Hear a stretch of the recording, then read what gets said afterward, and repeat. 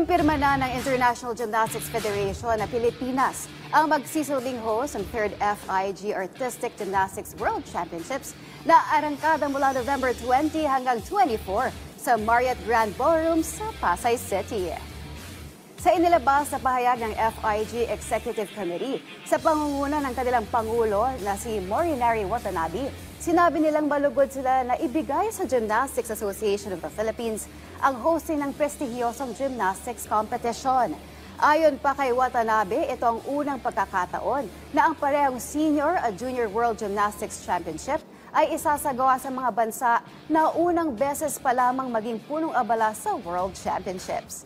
Nagpasalamat naman si GAP President Cynthia Carrion sa tiwalang binigay sa kanila ng FIG at ipinangako na gagawin nila ang lahat para maging world class at matagumpay ang gymnastics meet.